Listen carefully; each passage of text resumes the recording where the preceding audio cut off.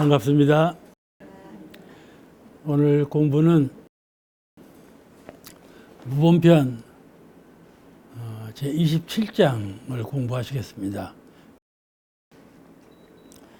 27장은 이 차성반조에 대한 말씀을 하셨는데, 근 10개 항에서 차성을 반조하는 길을 밝히셨어요.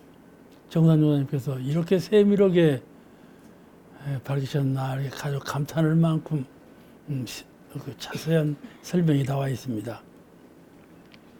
10장 표시고 한번 읽으시겠습니다. 차성반조에 대해서 27장을 27 이어 말씀하시기를 목적반조의 공부와 아울러 또한 자성반조의 공부를 하여야 하나니 참다운 자성반조의 공부는 견성을 하여야 되지만은 견성을 못하니라도 신성 있는 공부에는 부처님 본문에 의지하여 반조하는 공부를 할 수 있는 바, 그 요령은 정전 가운데 일상수행의 요법을 표준하여 천만경계 항생 자성의 개정해를 찾는 것이요, 부연하여 그 실례를 들어본다면 때로 혹 자타의 분별이 일어나서 무슨 일에 공정하지 못한 생각이 있거든 바로 자성반조의 원래 자탄 없는 그 이론의 자리를 생각할 것이요. 거기까지만. 이런 식으로 해서 10가지가 나와 있어요. 너무나 장문이기 때문에 읽는 걸 생략하고 설명을 드리겠습니다. 그래서 지금 우리 마음 가운데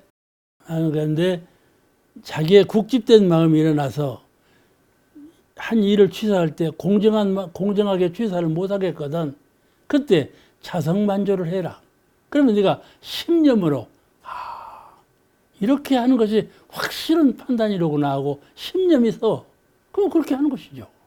이게 자성반조 위력이에요. 또 세 번째, 때로 혹 차별의 마음이 일어나거든. 또는 사람이 차별의 마음이 일어나. 차별. 뭔 차별이 일어나는가 하면 이 세상은요, 밝아져 가지고 많은 차별이 없어졌어요. 노소의 차별, 적소의 차별, 남녀의 차별. 지금 뭐 남녀의 차별 있나요? 지금 여자분들이 상위에 올라 있을 텐가, 있다니까. 그렇잖아요. 그렇죠. 옛날에 어디 그랬나요? 여자들은 다 이렇게 망을 쓰고 밖도 못 쳐다보게 해놨어요. 그렇게 살았는데 지금은 대통령이 돼버리지 않았어요. 남녀차별, 적소차별, 김삿갓바, 고시에 응시해서 합격해놓고도 김삿갓으로 살았잖아. 적소의 차별, 모든 차별제도로 됐었는데 지금은 다 차별제도가 없어져 버렸어. 그게 문명사회야. 그런데 딱 하나 차별이 있어. 뭐의 차별은? 치유 차별. 어리석음과 밝음의 치유 차별은 누가 어떻게 없앨 수가 없어. 그거는. 왜냐하면 정신세계에서 그 치유가 있는 것이라. 정신세계에서 치유가 있는 것이라 제대로 그 차별을 없앨 수가 없어.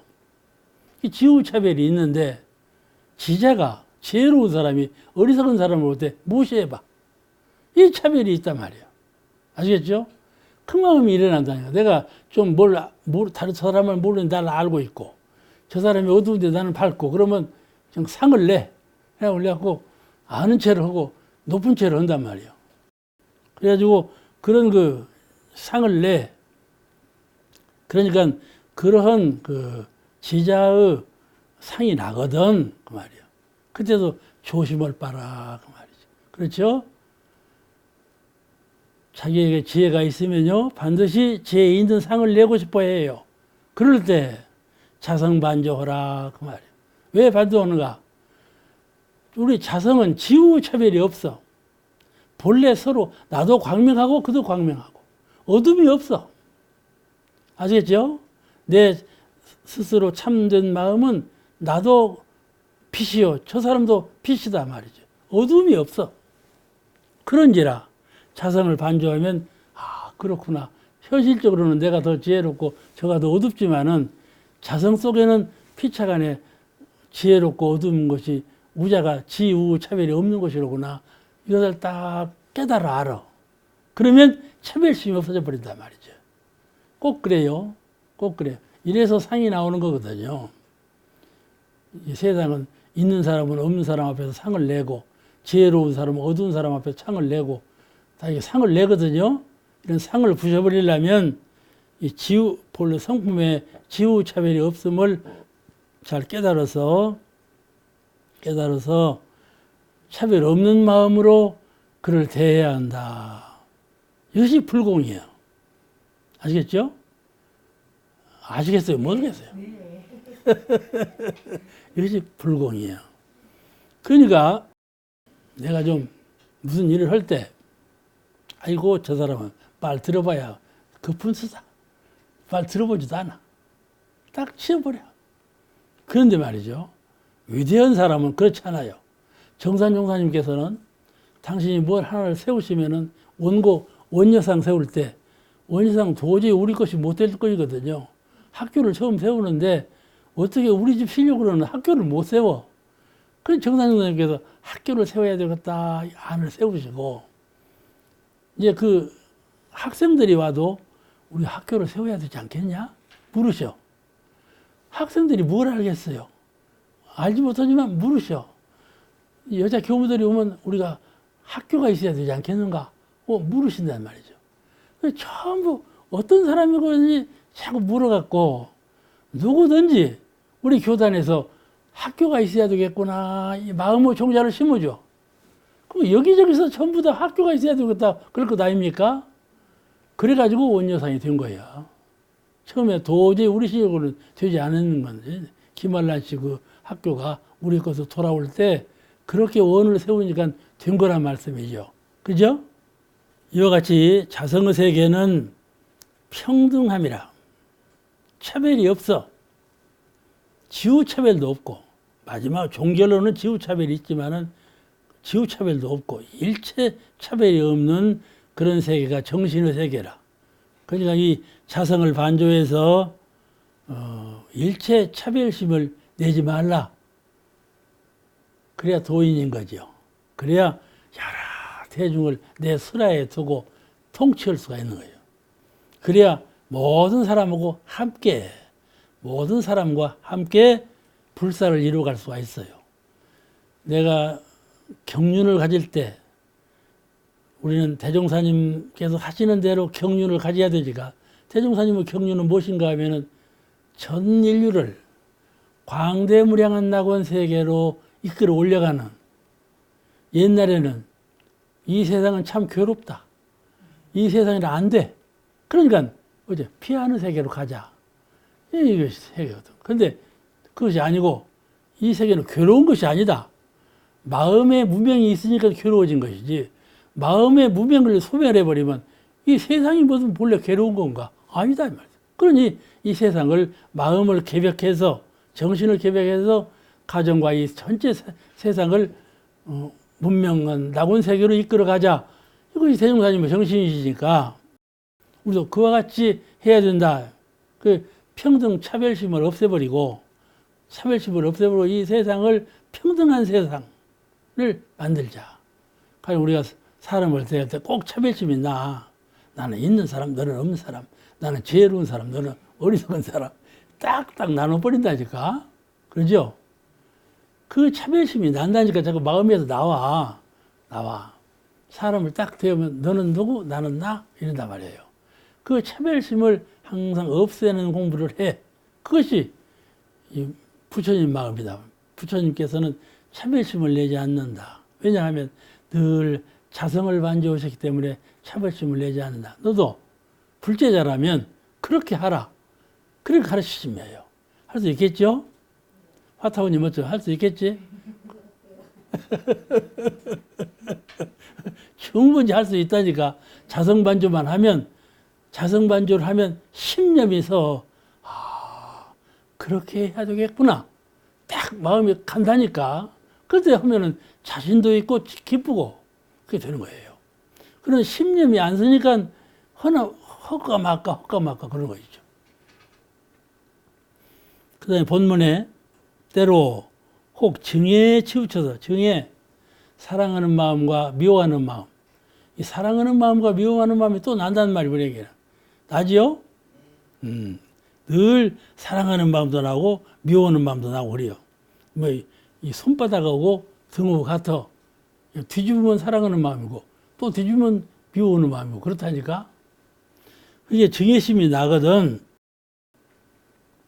정의에 치우쳐서 편벽된 착심이 일어나거든. 그래가지고 사람을 미워해. 또 사람을 사랑하고 이렇게 이제 착심이 일어나는 거예요. 바로 자성의 반조에서 원래 정의 없는 그 지선한 자리를 생각할 것이요. 이렇게 마음 가운데 미워하는 마음이 나거든. 미워하는 마음이 나거든. 나요. 창타원님 뭐죠? 미워하는 마음이 났어 안 났어? 나 안다니까. 나는 건 뭐 사실이야. 그러니까 그런 마음이 나거든. 이때 자성반조 공부를 하라 그 말이야. 자성반조 공부는 저 선반에 올려놓는 것이 아니라 자성반조 공부를 해라. 이 미워하는 마음과 사랑하는 마음은 극한적인 반대 마음이지. 우리 마음에는요 본래 미워하는 마음과 사랑하는 마음이 있는 것이 아니고 본래 무슨 마음이 있는 거니? 좋아하는 마음과 싫어하는 마음이 있어요. 아, 나 그거 싫어. 이게 근본적으로 싫어. 아, 나 좋아. 꽃을 보면 좋은 마음이 나죠. 뭐 그냥 똥을 봐봐요. 싫어하는 마음이 나죠. 그렇잖아요. 근본적으로 싫어하는 마음과 좋아하는 마음이 있어. 선을 봐요. 좋아하는 마음이 나요. 악을 보면 싫어하는 마음이 나고. 이렇게 그런 마음이 났다니까요. 그냥 좋아하는 마음이 구체화되면 사랑으로 변하고 싫어하는 마음이 구체화되면 미움으로 변한단 말이에요. 이와 같이 갈라지기 전에 갈라지면 극하면 손해를 봐. 사랑도 너무 극하면 손해봐. 이혼을 하고 야단이라니까. 이혼을 하고 야단이요. 이 미움도 극하면서 보면 손해보죠. 그러니까 그렇게 극한 상황에 이르지 않도록 자성반조, 늘 자성반조, 중도를 찾아볼 줄 알아야 사람이 사랑한다고 해서 치우쳐버리면 거기 손해를 본다니까. 미운 마음도 치우치면 꼭 반드시 손해를 보지요. 그러니까 미워해도 중도심을 잃지 않고 미워해. 아시겠죠? 가령 저 아들을 두었는데 아들이 영 부잡해가지고 못 쓰겠어. 저렇게 크면 안 되겠어. 그럼 미워, 좋아. 싫은 막 싫지. 근데 싫어해봐봐. 그 아들 영 버려버리는 거예요. 어머니가 아들을 가르치려면 중도의 마음, 싫어하는 마음을 좋아하는 마음도 없는 중도의 마음, 자성반조. 자성의 반조에서 그를 싫어하면 그 싫으면 교육이에요. 교하고. 그렇지 않아요? 그냥 무조건 싫어하면 그거는 그 사람 버리는 거라. 이렇게 자성반조를 해서 사랑과 미움을 잘 조절하라. 그럴 수 있겠죠? 치우쳐서 묶이면 꼭 손해를 봐요.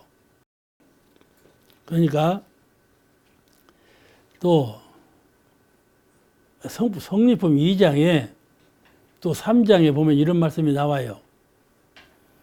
사람의 성품이 동안즉 선도 없고 악도 없으며 동안즉 능히 선하고 능히 악하나니 동하지 아니하면 선도 없고 악도 없고 동하면 능히 선하고 능히 악하게 된다. 사람 마음이 동정에 의해서 마음이 변해져. 하나니 그렇게 말씀했고 선과 악을 초월한 자리를 지선이라 하고 고와 낙을 초월하는 자리를 극락이라 하나니라. 그 말씀이 나오거든. 아시겠죠? 그러니까 극락의 마음으로 조절을 하고 지선의 마음으로 선과 악을 조절하고 극락의 마음으로 고와 낙을 조절하고. 아시겠죠? 이것이 중도예요. 중도. 극락이라는 건 중도예요. 지선이라는 것도 중도고 항상 그 가운데 자리를 잃지 말어. 가운데 자리를 잃고 이리 비끌리는가 저리 비끌리는가 치우치면 반드시 고가 생겨나는 것이니까. 그래서 우리 불교를 중도를 행하는 종교라 그렇게 말을 해요. 중도를 행하는. 저 불교 가운데 서가모니 부처님이 이제 부처님은 교조로 오셨고, 그다음에 인도에 그 용수보살이라고 큰 보살이 왔어요. 달마제사가 또 오고, 근데 그 용수보살 때에 중도 철학을 내세웠거든. 불법은 서가모니 부처님이 말씀하신 불법은 중도 철학이다. 중도 이법이다.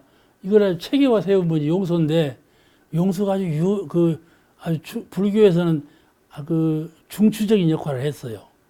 불교에서는 용수, 달마, 해능, 세 조사가 큰 역할을 하신 분들이죠.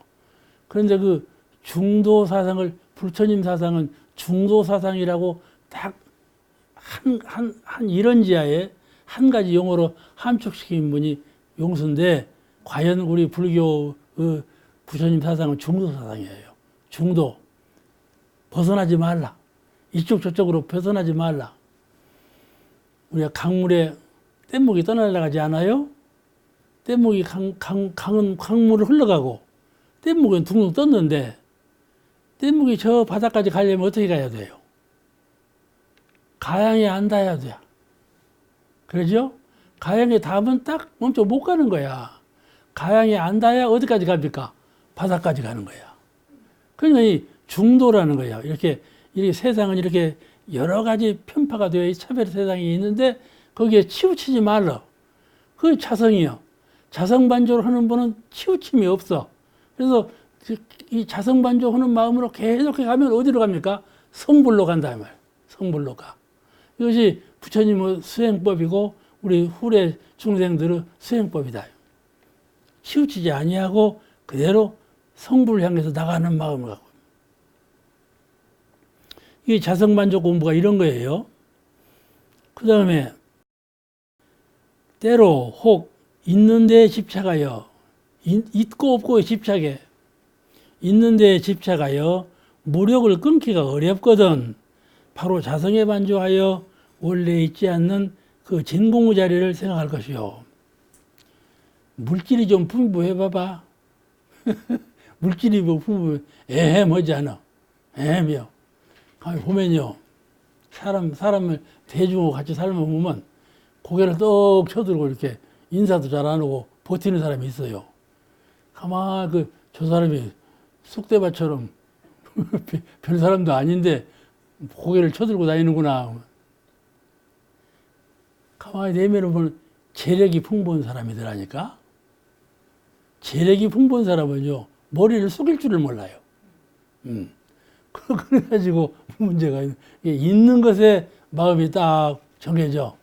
옛날에 항산이 있어야 항심이 있다고, 돈을 좀 벌어야 마음도 잘 쓴다. 그런 말이 좀 있거든요. 근데 이 있는 데에 집착하는 마음, 의지하는 마음이에요. 있는 것에 의지해. 아시겠죠? 옥사원님 어디에 의지하고 사시나요? 빨리 말해봐.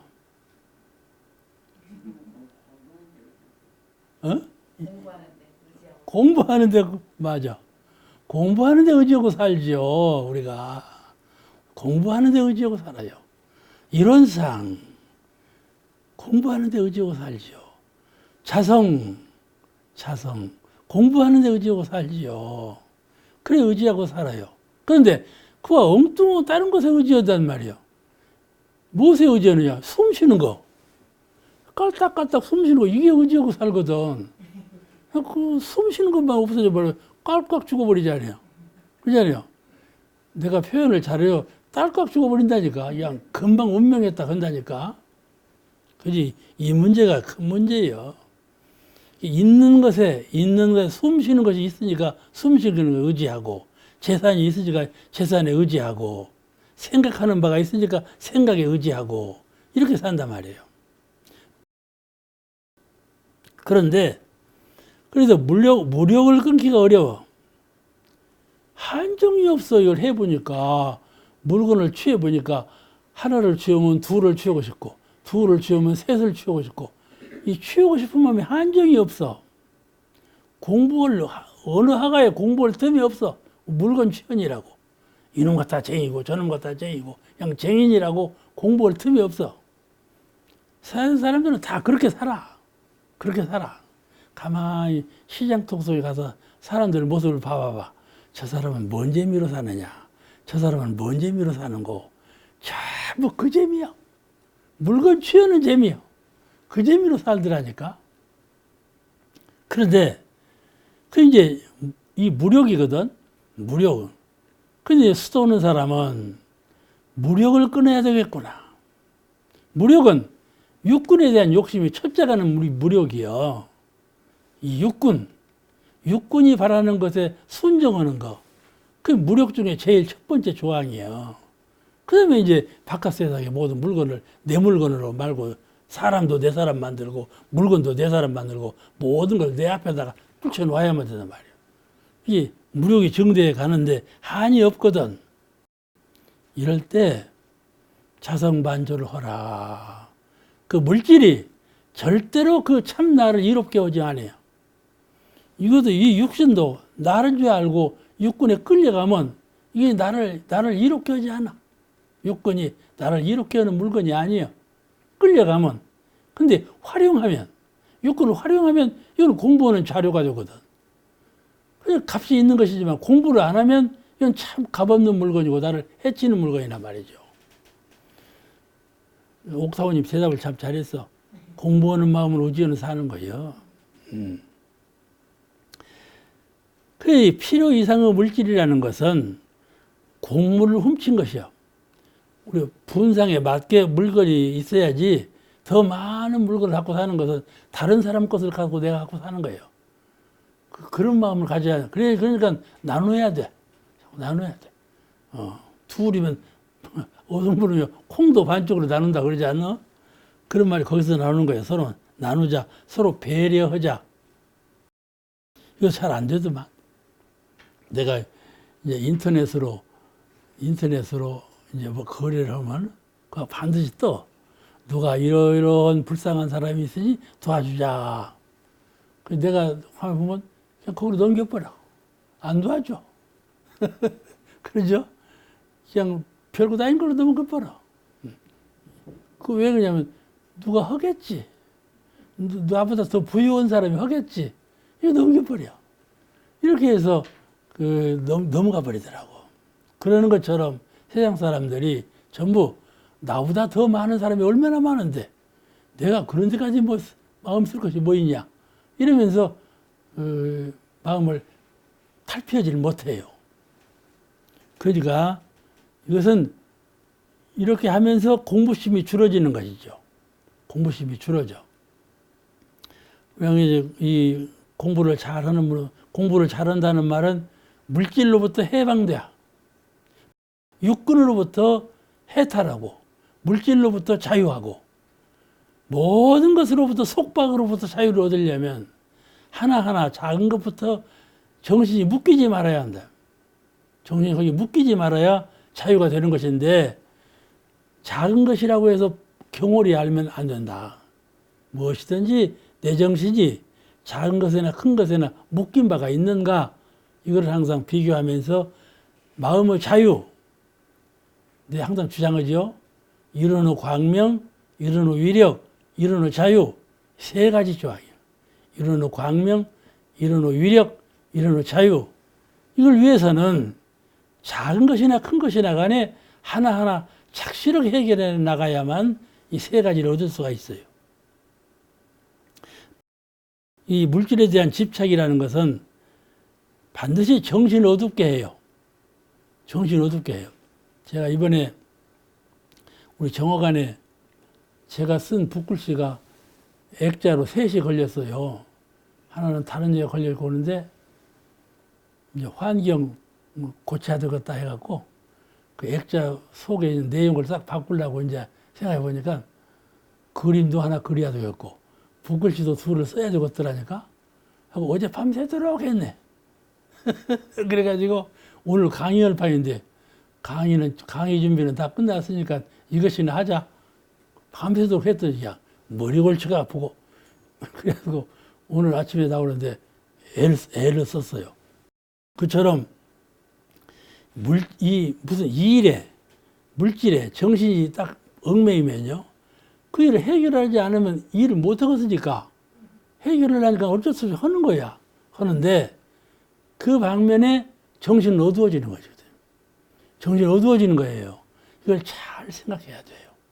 이 일에 묶이지 말고 물질에 묶이지 말고 상황에 묶이면 그만큼 정신이 어두워진다니까요. 그를 늘 그러니까 정신 차려야죠. 이 흐르는 물 속에 이 세월이 흐르는 물처럼 자꾸 흘러간단 말이에요. 이 세월이 흘러가는데 정신 못 차리고 있으면 어느 하가의 공부가 되겠어요. 그러니까 참 이 세월이라는 것은 무서운 것이죠.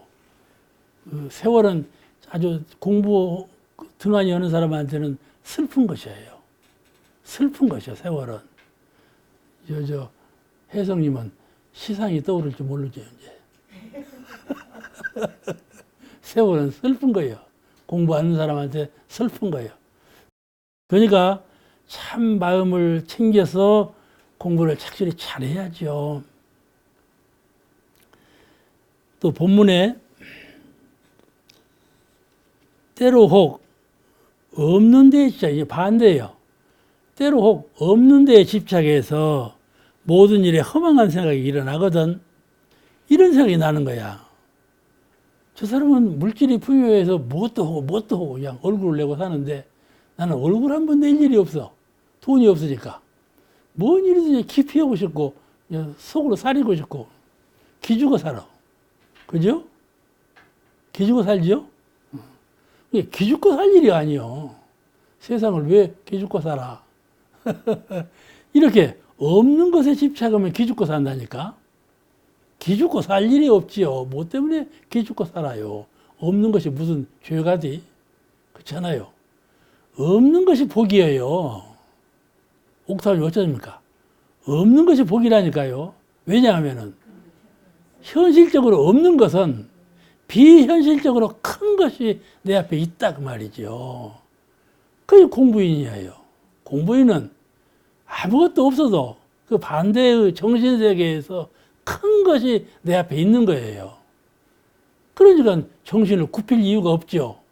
누구한테 속박당할 이유가 없고 기죽어 사갈 이유가 없단 말씀이죠. 당당하지요. 당당한 거예요. 이게 때로 없는 데에 집착하여 모든 일에 허망한 생각이 나거든. 인생은 참 허망한 것이로구나. 나거든. 자성에 반조하여 원래 없지 않은 묘유자유를 생각할 것이요. 묘유. 자성은 묘유가 있다. 묘유라는 건 뭐냐? 광명이에요. 내가 생각을 모두 비워버리면 그게 광명이 발현되거든요. 생각을 비우면 멍청이가 되는 것이 아니라 생각을 비우면 공한 자리에 돌아가죠. 그런데 그 공한 자리에 환한 광명이 발현된다. 또 그 빈자리에서 은과 해가 없는, 은과 해가 상대적인 조건으로 말하는 그 은혜가 아니고 절대적 은혜밖에 없는 그 은혜가 발현되는 거예요. 아시겠죠? 내가 이 세상 만물에 국집어지 아니하고 아무것도 내가 가진 것이 없다 해도 그 반대의 정신세계에서 이미 광명과 은혜가 충만되어 있다. 그걸 묘유라고 그래요. 진공묘유, 진공원 가운데 묘유가 있으므로, 그러니까 이론상의 텅 빈 진실 가운데 은혜가 나오고 광명이 나오고 한다 말씀이죠. 그런 광명과 은혜가 있으므로 거기에 의지해서 자성반조해서 없는 데 집착하지 말라. 없는 데 기죽고 살지 말라. 그 말씀이에요. 할 수 있겠죠? 그래서 물질에 의한 궁핍과 빈곤은 아주 극심한 인생 무상을 느끼게 하죠. 그렇지만은 거기에 의지하는 마음을 가져서는 안 되죠. 그만큼 물질이 없을 때 허무한 마음이 드는 것은 허무한 마음이 드는 만큼 물질에 대한 집착이 있는 거예요. 이 물질에 대한 집착을 갖지 말아야 돼. 그게 자성만조예요. 자성을 떠나지 않는 사람은 물질이 있고 없고에 아무 관계없단 말이에요. 이거를 잘 생각해야 돼. 이것이 깨달음이에요. 부처님의 깨달음이 무엇이냐 하면은 물질이 있고 없고에 관계없는 마음을 갖는 거예요. 그런 관계없는 마음을 가질 수 있는 실력을 부처님의 심력이라고 그래요. 물질은. 그렇지 않아요? 그러니까 이런 사람, 물질이 없을 때 험하구나 이런 마음이 드는 사람은요, 육신이 허약해질 때, 육신이 병이 들어서 죽게 됐어. 그때에도 죽고 싶은 마음밖에 없어. 아이고 이렇게 고생을 빠면 죽어버렸으면 좋겠다. 죽고 싶은 마음밖에 없다니까. 근데 공부인은 그렇지 않다니까요. 육신은 죽을 환경에 들어서 고통을 주어도 죽고 싶은 마음을 내지 않아요. 제 마음이 이해가 됩니까? 이렇게 산다면 죽어버리지 뭐더러 살아. 이렇게 고통스럽고 산다면 뭐더러 살아. 죽고 말지. 이런 생각이 난다니까요. 그때 공부인은, 진정한 공부인은 그때에도 죽고 싶은 마음을 내지 않는다 그 말이에요. 그것이 진정한 공부인이에요. 나는 그냥 저 세상에 가서 다음 생에도 또 있는데 뭐더러 이 세상에 고생만 해요. 그냥 빨리 죽어버리고 싶었다. 그 마음을 갖지 않는다. 갖지 않는다. 그것이 진정한 공부인이다. 그 말씀이죠. 이런 물질이나 육신이나 이런 것을 빈곤함과 허약함을 느낄 때 더 공부심을 발현해가지고 해탈을 하는 마음을 일으켜야 그게 진정한 공부인이에요. 그렇게 할 수 있겠죠? 일본에 사업가 한 사람이 이랬대요. 화재가 났어. 그냥 사업체가 다 그냥 없어져 버렸어. 전체 화재가 나갖고. 하도 허망한 게 죽을 판이야. 이럴 수가 있는가? 하루아침에 전 재산이 다 없어져 버렸으니까. 이럴 수가 있는가? 하고, 다니구치 마사하루라고 고쿠아춘이라는 유명한 일본 철학가가 있었어요. 이제 그분을 찾아가서 어찌 왔느냐? 제가 이번에 이렇게 화재가 나왔고 전부 소시라고 말했습니다. 그래, 너에게 그러면 아무것도 없단 말이냐? 예, 정말 저에게는 아무것도 없습니다. 그렇게 대답을 했더래. 아무것도 없다고. 사업가로서 다 불러버리고 뭐 아무것도 없잖아요. 잿더미가 돼버렸으니까 아무것도 없습니다. 자네가 그래서 사업에 망한 거야. 이렇게 말했어요. 뭔 말인 거니? 네 마음 가운데 부처님이 계시지 않는가?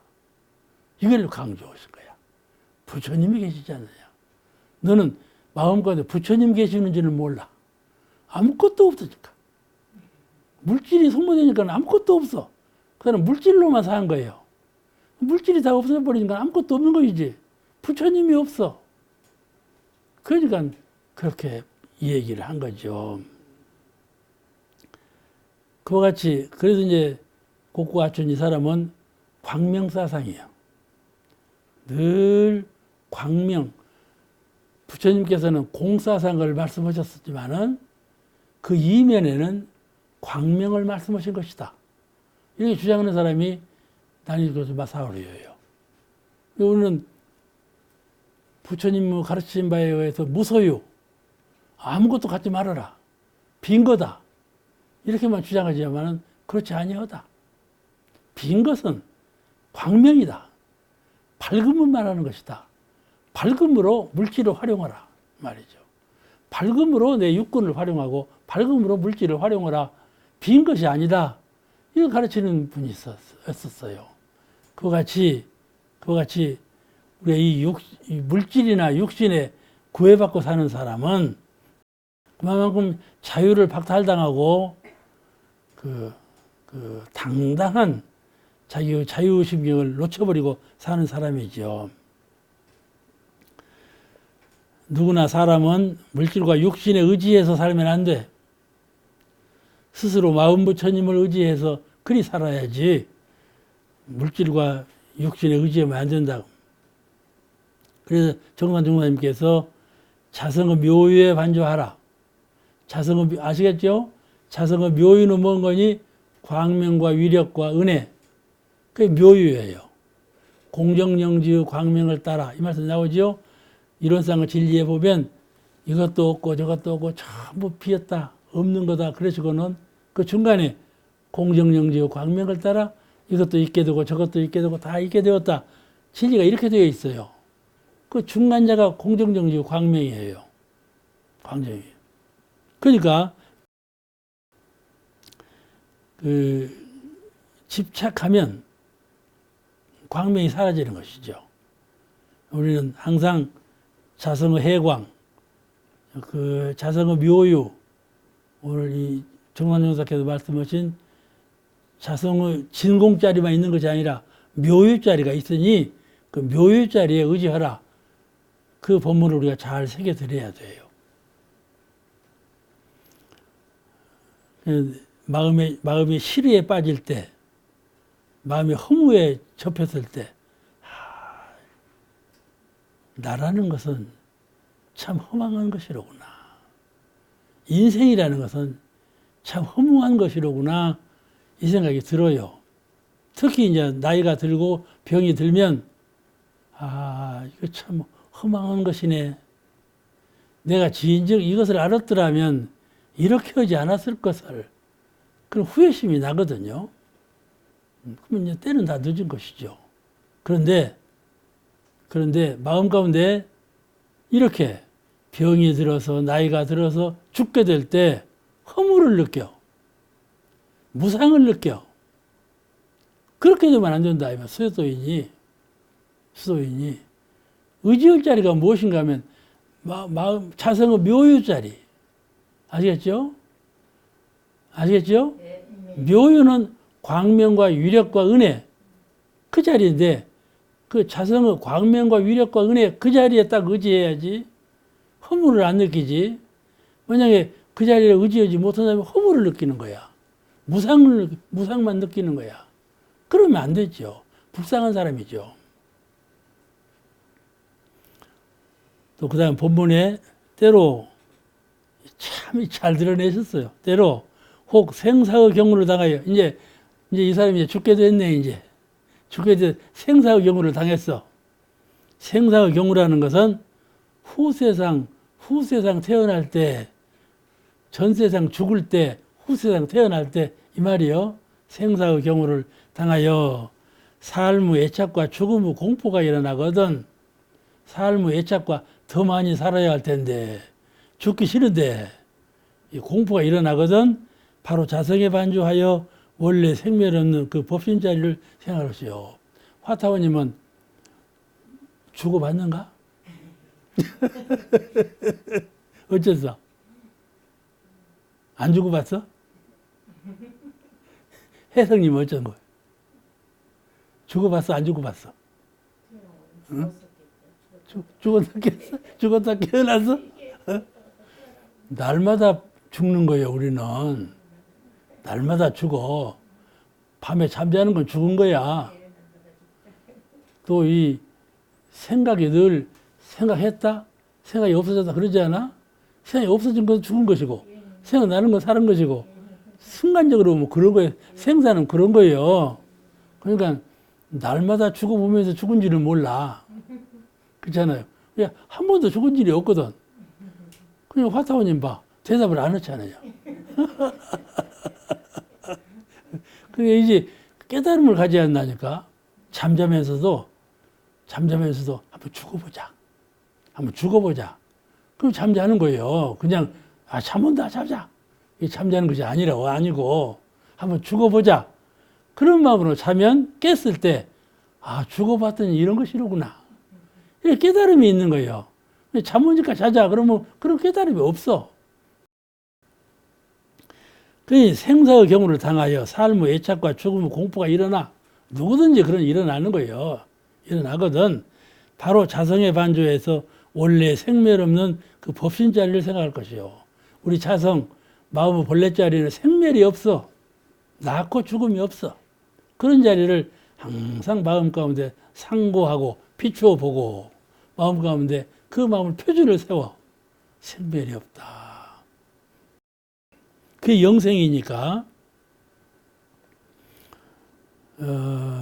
세상의 모든 것은 결국 다 떠나버려요. 그렇잖아요? 다 떠나버려. 육신까지도 다 떠나버리니까. 신불이론상만 영원불멸한 다 떠나버리고 육체도 떠나버리고 신불이론상 마음부처님 이론상만 남아 계셔. 그런 것이 인생이요. 근데 그 신불이론상 공부를 안 하면 떠나는 대로 떠나. 죽으면 죽고 살면 살고 이러고 살아. 생사에 구애 없이 살들 못해요. 그런데 그 남아있는 신불이론상, 그 신불이론상은 원망부족해서 갖추지 않은 것이 없어. 다 갖추고 계셔. 내 자성은 갖추지 못한 것이 없어. 전부 원망부족 다 갖추고 계셔. 그걸 몰라. 마음 부처님은 다 갖추고 계신 걸 몰라. 육신으로만 갖추어 있는 것을 알지. 마음 부처님이 갖추어 계신 걸 그걸 몰라. 그것도 그냥 알아지는 건 아니에요. 잘 깨달아야 알아져. 잘 깨달아야 알아져. 또 그건 지극히 공변되고 자유에서 생사가 윤회가 없는 자리예요. 바로 자성자리는. 그래서 이 자성자리를 늘 반조하라 그 말이에요. 맛도 없어. 성품 자리는 맛도 없어. 형체도 없고. 그런 자리에 우리가 날 공을 들여야 한단 말이에요. 그래야 자성반조가 가능해져. 맛이 없다니까. 오늘 제가 자성반조에 대해서 얘기했으니까 이제 속마음으로 내가 자성반조 공부를 해봐야 되겠다. 이제 해보니까 맛이 없네. 맛이 없어. 맛이 없으니까 즐겁지도 않고, 맛이 없으니까 즐겁지도 않아. 모습도 없네. 자성반조를 해보려고 하니까 맛이 없고, 모습도 없고, 즐겁지도 않고. 그럼 어떻게 되겠어? 자동적으로 쉬워져 버려. 쉬워져 버려. 이 자성 공부 맛을 좀 느껴야 한다니까. 자성 공부 맛을 느껴야 돼. 모습도 참 그려봐야 돼. 뚜렷한 이론상, 광명하신 이론상, 환한 이론상. 그런 모습을 연상적으로 그려보기도 하고. 그래야 돼. 어느 한 물건도 비교할 수 없는 절대적인 모습. 상대가 없는 이 절대적인 모습. 그런 자기 마음의 모습을 잘 그려본단 말이에요. 그러면 그 실제로 그 경지에 들어가지 못했지만은 마음속에 깨달음이 생겨. 아시겠죠? 실제로 내가 그 경지에 들어가서 보지는 못했지만 마음 가운데 연상적으로 그런 생각을 가지면 깨달음이 생겨. 아, 그렇구나. 그뿐만 아니라 심념이 생겨. 꼭 그렇게 해야 되겠구나 하는 심념이 딱 서. 그래가지고 수행에 큰 영향을 끼치는 거예요. 그래서 불교는 깨달음의 종교예요. 자, 그 다음에 끝에서 두 번째. 때로 혹 법상이 일어나서 이제는 그렇게 다 멸도했는데 법상이 남았는데 내가 법을 갖추었구나. 이 법을 갖추다는 사기도 남아. 법상이 일어나서 대중과 더불어 동화하지 못하거든. 법상이 일어나면요. 또 법도 모르는 사람하고는 대조가 돼야. 멍청이. 저건 천하 멍청이. 이렇게 보인다니까 환하게 보여. 법을 갖추게 되면 법 없는 사람이 환하게 보여. 목수가 집을 잘 짓는 목수는 대표질 못하는 사람을 보면 저건 안 돼. 그렇게 알듯이 알아. 이게 법상이 일어나. 나는 갖추어졌구나. 법상이 일어나서 대중과 더불어 동화하지 못해요. 같이 함께하기가 싫어. 별로. 함께하기가 싫어요. 멍청한 사람하고는. 자꾸 이렇게 구별이 되려고 그래요. 근데 그것이 마라. 그런 마음을 가지고 있으면 성부르지 못한다 그 말이에요. 이게 부처님의 가르치심이에요. 상을 없애라. 상이 일어나면 그것이 큰 마가 된다. 다시 말하면 그 상 그것이 나중에 뒤집어져.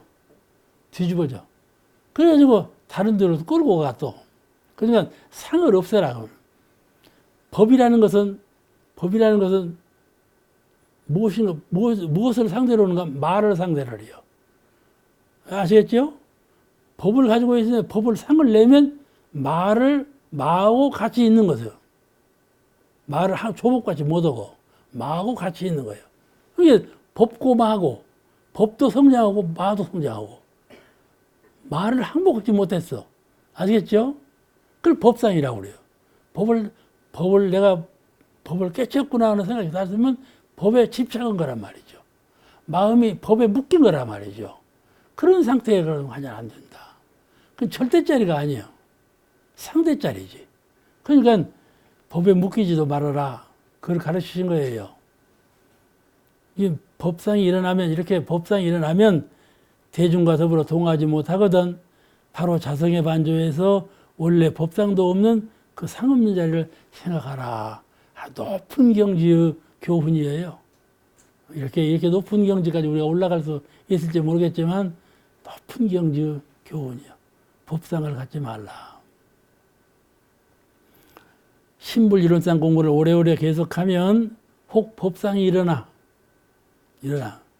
일어나는 경우가 있는데 상을 가지면 거기에 법에 대한 상을 가지면 마음이 둘이 되고 마음이 벌써 빠개졌어.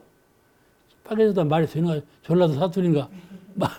마음이 쪼개져 버린 거라 이것이. 법상을 가지면 마음이 둘이 돼 버렸어. 마하고 상대하는. 그러니까 이게 온전히 하나로 있어야지 마음이 둘로 쪼개지면 안 되잖아. 아시겠죠? 내가 내 자성을 반조할 때 마음이 쪼개지면 쓰겠어. 온전하게 하나짜리 있어야지. 법상을 가지면 그것이 바로 마음이 둘로 탁 쪼개진 현상이다. 그 말씀이야. 네가 법상, 그것에 마음이 탁 집착했어. 마음이 집착하면 이미 정신 상태는 쪼개진 거다. 그 말씀이에요. 금이 갔어. 그럼 안 되죠. 이 공부를 잘 찾아봐 해야 된다. 그렇게 가르치신 거예요.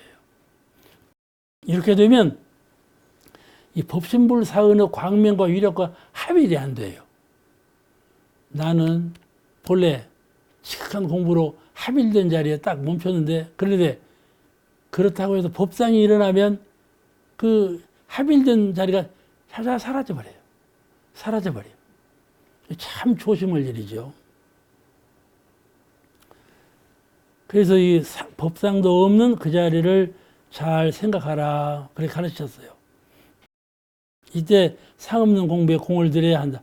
이럴 때 높은 자리에 올라섰을 때, 그때 법상이 일어나지 않도록 상 없는 공부에 공을 들여야 한다. 이 공부가 상 없는 자성을 반조하는 공부다. 상 없는 자성을 반조하는 공부를 더욱 해야 된다. 그렇게 하시고 이제 제일 끝에 이렇게 총합적으로 하신 말씀이 나와요. 본문에 이와 같이 자성 반조를 계속해서 하고 있으면 견성 여부를 막론하고, 견성은 했거나 말거나 간에 그 말이에요. 신성만 돈독하고 신성만 수행하고자 하는 마음이 돈독하면 견성 여부를 막론하고 마음의 자육이 점차로 자성에 부합될 것이며, 오래오래 계속하면 일체시 일체처에 항상 자성을 떠나지 아니하며, 오래오래 계속하면 언제나 때와 처소를 가림없이 항상 자성을 떠나지 아니하게 돼서 그 광명이 그대로 나타나게 될 것이니, 그 반조하는 광명이 그대로 나타나게 될 것이니, 이것이 곧 부처님의 경계요 성현의 작용이니라. 이것이 부처님의 경계요.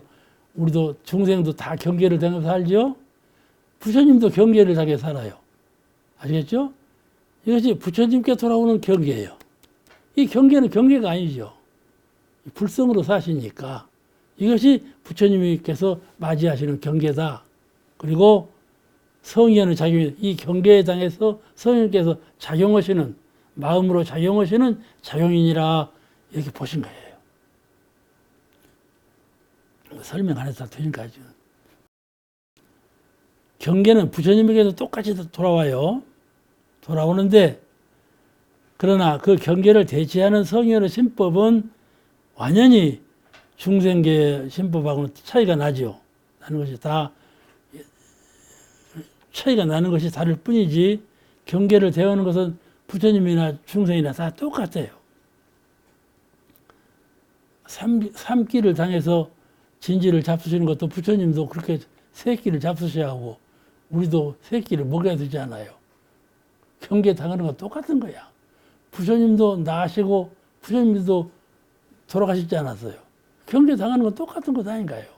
생로병사의 경계가 다 똑같아요. 근데 그 경계를 당하셔서 신법이 다르죠. 우리가 자성반조에서 신법을 원만하게 하는 이 공부를 해 나가면 견성하고 않고가 상관이 없다. 오래오래 하면 광명이 그대로 발현되어 가지고 바로 부처되는 길이 돌아온다. 이렇게 말씀하신 것이죠. 그래서 공부인이 견생을 못했다고 한탄할 것이 아니라, 그렇죠?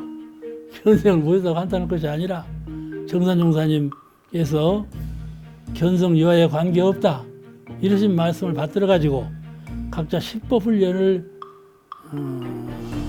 잘 하게 되면 이것이 부처님들은 중요한 길이 아닌가 그렇게 생각합니다. 오늘 말씀 여기서 마치겠습니다. 감사합니다.